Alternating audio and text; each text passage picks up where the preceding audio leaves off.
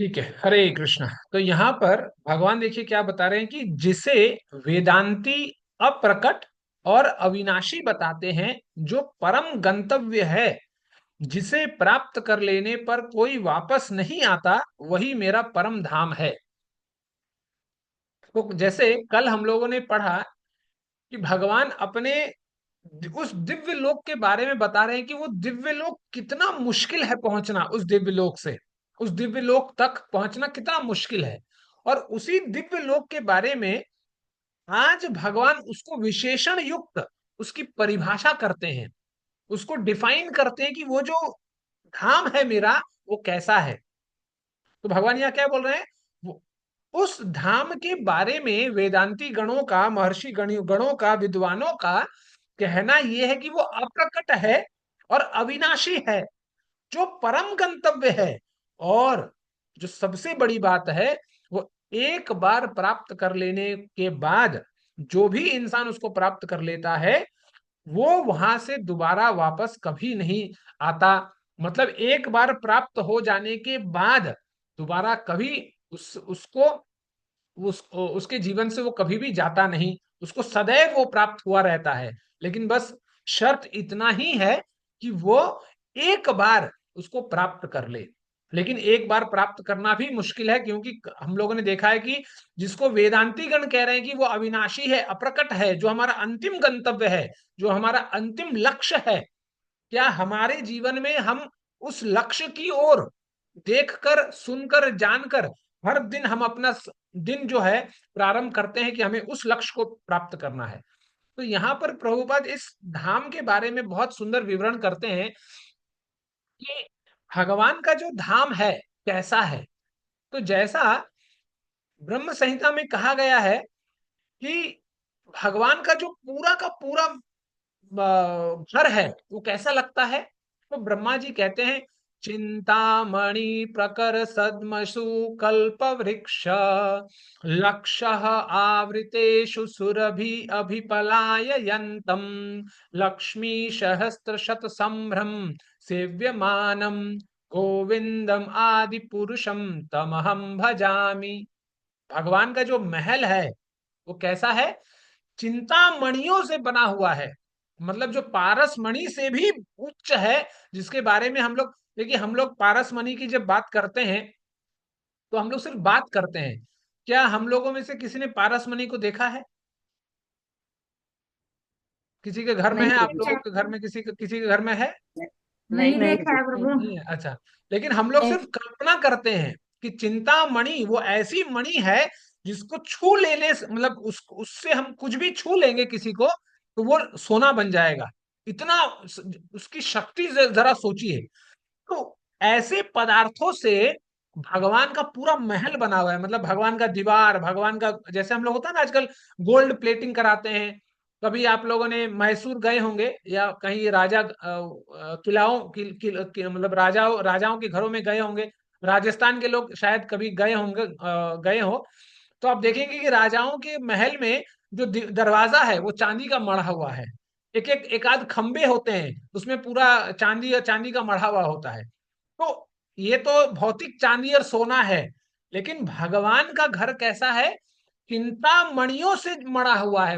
एक एक खंबा, एक एक प्रसाद जो है, प्रसाद का मतलब है महल। एक एक महल भगवान का पूरे चिंतामणियों से युक्त है।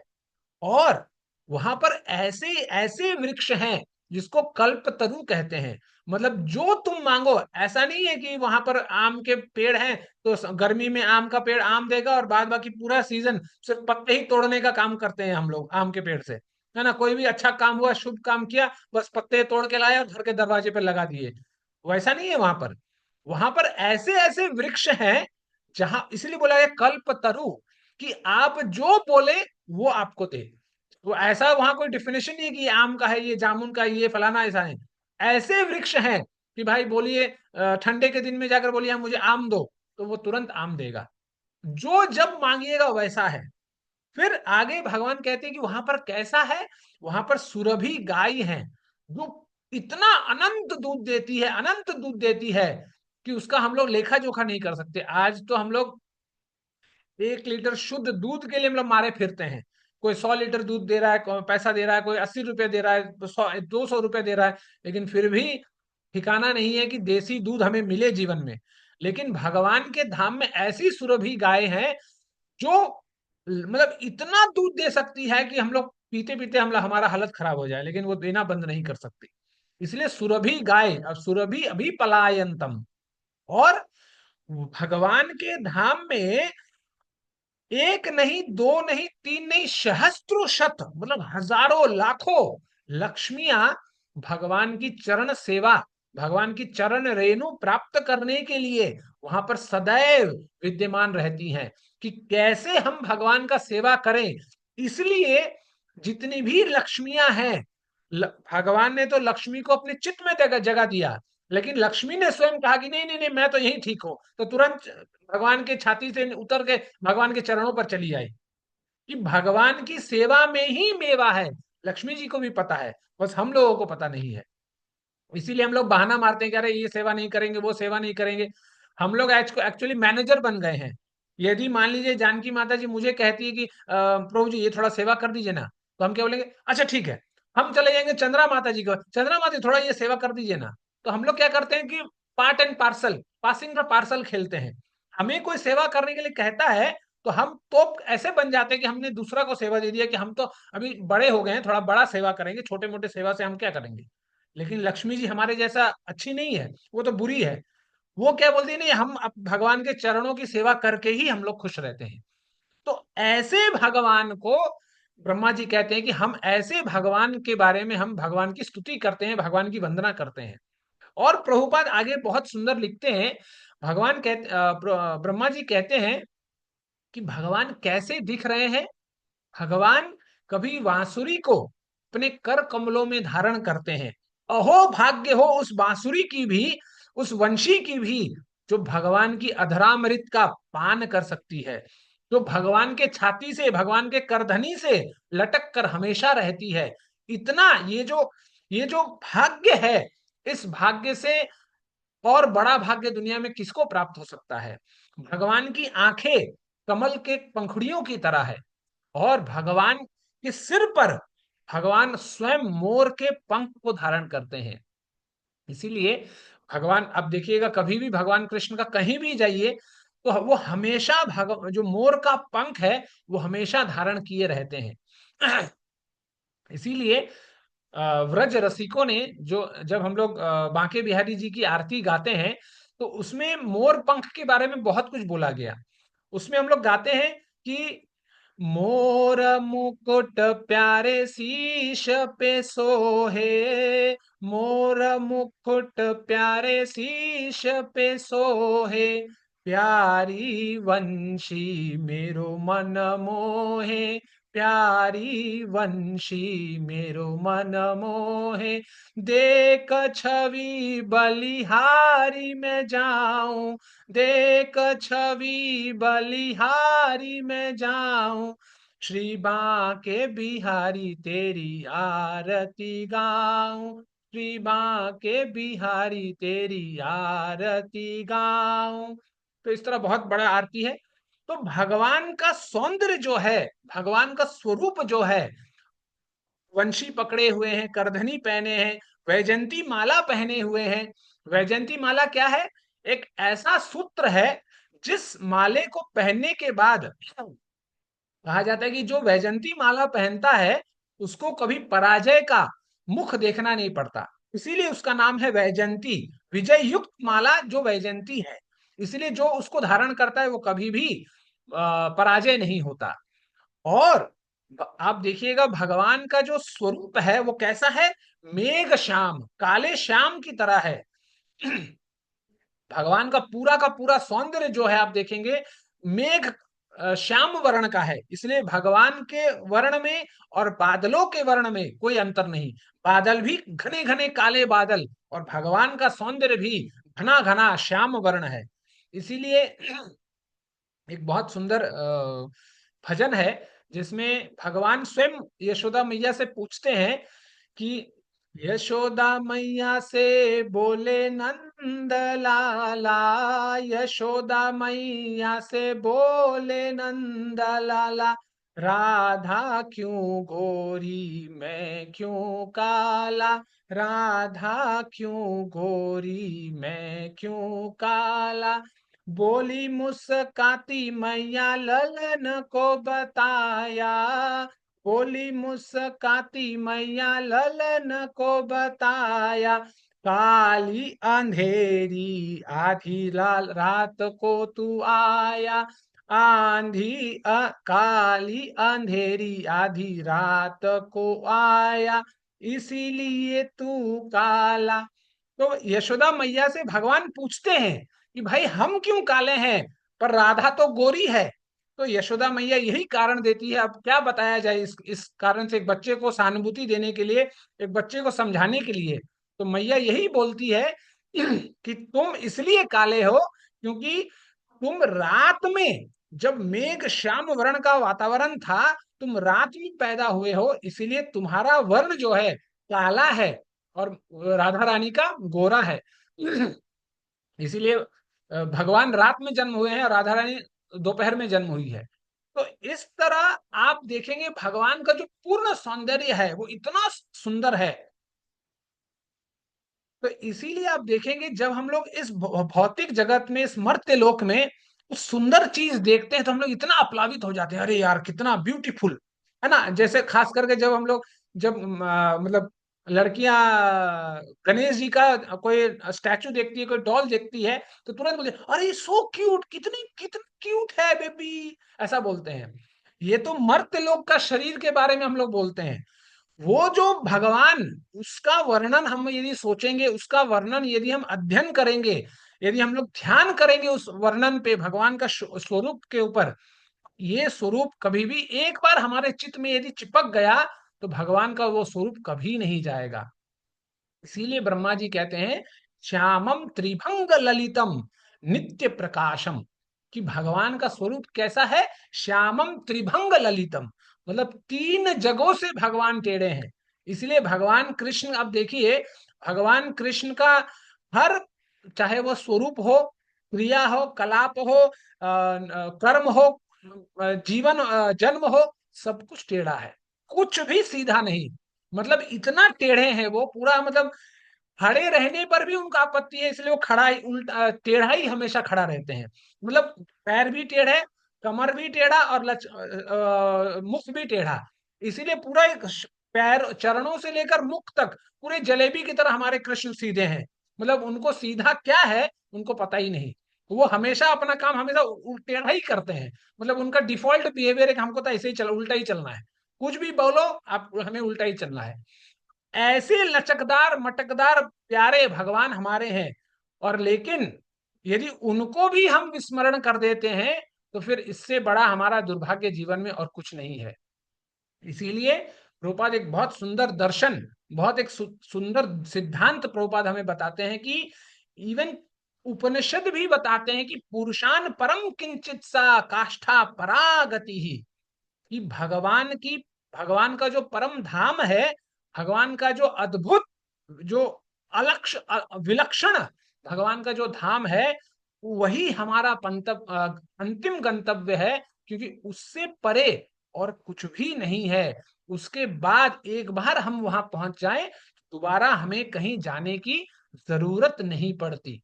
लेकिन वो इतना मुश्किल है, तो तो भगवान इसका एक बहुत सुंदर सूत्र देते हैं कि वो, जिसके बारे में अच्छे अच्छे वेदांती गण, अच्छे अच्छे लोग कहते हैं कि बहुत मुश्किल है, बहुत मुश्किल है, पूरा शास्त्र भरा भरा पड़ा है इस सूत्र से कि भगवान के धाम को पहुंचना बहुत मुश्किल है।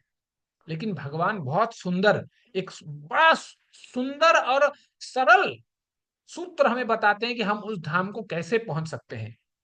कैसे पहुंच सकते हैं? तो भगवान कहते हैं पुरुष स पर पार्थ भक्त्या लभस्व अनन्या, कि हे पुरुष, हे पार्थ, हे अर्जुन, उस पुरुष का जो परम गंतव्य है, वो जो परम तथ्य है, उस तथ्य को हम सिर्फ भक्त्या लभस्व अनन्या, कि अनन्य भक्ति से ही हम उस भगवान को प्राप्त कर सकते हैं। दूसरा कोई तरीका नहीं है, चाहे हम कितना भी अमीर बन जाए, कितना भी स्वरूप वाला बन जाए, कितना भी विद्वान बन जाए, कुछ भी हम बन जाए, फिर भी हम भगवान को प्राप्त नहीं कर पाते। इसीलिए आप देखेंगे कि बहुत सारे भक्त जो भगवान की भक्ति करते हैं वो अकिंचन होके रहते हैं। बस एक कोपिन पहना, एक कमंडलू पकड़ा और जंगल भर में भटक रहे हैं भगवान का भजन करते हुए। उनको कोई मतलब नहीं है, कोई कोई जीडीपी कितना हो रहा है, टैक्स में निर्मला जी हमें कितना रिबेट दे रही है, उनको इन चीजों से कोई मतलब नहीं है। वो बस एक कमंडलू पकड़कर, एक कोपिन पहनकर आराम से जंगलों में, गुफाओं में बैठकर भजन कर रहे हैं भगवान का। तो क्यों? क्योंकि उन्हें वो आत्म साक्षात्कार हो चुका है कि अब इस दुनिया में हमारे लिए कुछ भी रखा नहीं है, हमें सिर्फ भगवान का ही भजन करना है। और उसी से हमें उस परम गंतव्य की प्राप्ति होगी, ना तो प्राइम मिनिस्टर बनने से होगा, ना तो प्रेसिडेंट बनने से होगा। लेकिन ये दुर्भाग्य है कि हम लोग माया के वश में इतने हैं कि हमें सिर्फ पद और प्रतिष्ठा ही दिखती है, कि कितना भी हम कुछ कर लें, अच्छे हम बन जाएं, लेकिन एक बार जैसे ही पद और प्रतिष्ठा आ जाती है तो हम अपने आप को बहुत बड़ा बादशाह मानने लगते हैं, और वहीं से हमारा पतन भी प्रारंभ होने लगता है। इसीलिए भागवत कहती है, यदि एक इंसान को स्वरूप प्राप्त होने के बाद, यदि एक इंसान को अच्छे दाम्पत्य प्राप्त होने के बाद, एक इंसान को अच्छी विद्या प्राप्त होने के बाद, एक इंसान अपने जीवन में आर्थिक दृष्टिकोण से अच्छा होने के बाद भी यदि उसके जीवन में अहंकार नहीं आया, तब मानना चाहिए कि हमें भगवान का आशीर्वाद है, भगवान का स्पेशल कृपा हमारे ऊपर है, तब मानना चाहिए। नहीं तो स्वरूप के घमंड में, पैसे के घमंड में, पद पद प्रतिष्ठा के घमंड में तो लाखों लोग भटक रहे हैं दुनिया में। उसमें बड़ी बात क्या है? उसमें भगवान की कृपा नहीं, वो तो माया की कृपा है, जो आज नहीं तो कल जाकर उसको चला जाएगा। वृंदावन की बात बताऊं, एक मैंने सुना कुछ दिन पहले, एक इंसान था जिस जो अपने, वो इतना पैसे वाला था कि वो चेक से और इधर उधर से ट्रांसफर करना उसके बस की बात नहीं थी। तो वो बोरे में पैसा भरकर इधर से उधर करता था। तो लास्ट में उसके ड्राइवरों ने ही उसे मार दिया, क्योंकि हर दिन ड्राइवर देखता था कि भाई बोरे में, जैसे आलू का बोरा ढोते हैं, वो पैसे का बोरा ढोता था। तो अंततः 30 करोड़ रुपए लेकर उसके ड्राइवर फरार हो गए, उसको गोली मार दिया और खत्म हो गया। पुलिस को उन्होंने पैसा खिलाया और बात वहीं रफा दफा। तो कितना भी हम पैसा कमा लें, अंततः वो पैसा ही, पद प्रतिष्ठा ही हमारा दुश्मन बन जाएगा। इसीलिए बहुत सुंदर कृष्णदास कविराज गोस्वामी कहते हैं कि जिस इंसान के जीवन में भक्ति नहीं है, वो कैसा इंसान होता है। तो कृष्णदास कविराज गोस्वामी कहते हैं कि चैतन्य रहित देहा शुष्क काष्ठ समा, जीविते मृत्यु से मैले दंड जमा। कि जिसके जीवन में चैतन्य रहित देहा, जिसके जीवन में भक्ति नहीं है, वो कैसा है? वो जीते जी शुष्क काष्ठ के जैसा है ना, जो सूखी लकड़ी जो होती है, उसके जैसा वो इंसान है जिसके जीवन में भगवत भक्ति नहीं है। चैतन्य रहित का मतलब है भगवान की भक्ति। जिसके जीवन में भगवान की भक्ति नहीं है, वो सूखे लकड़ी की तरह है। और जीवित ही मृत्यु से ही, जीते जी वो मृत शरीर के जैसा है। क्योंकि अंततः मैले दंड जमा, कि अंत में जब वो यमराजपुरी जाएगा, वो यमराज से सिर्फ वो दंड ही पाएगा, उसके अलावा और कुछ भी नहीं पाएगा। तो इसीलिए हमें इस भगवान का जो इतना ऐश्वर्य युक्त धाम है, भगवान स्वयं इतने ऐश्वर्य युक्त हैं, उन बातों को, उन चीजों को, उन विशेषणों को हमें याद रखना चाहिए, ताकि हम जब जब कर सकें, जब कहीं भी हम लोग मटल रहे हो, चटल रहे हो, जो भी कर रहे हो, हम भगवान के बारे में याद कर सकें।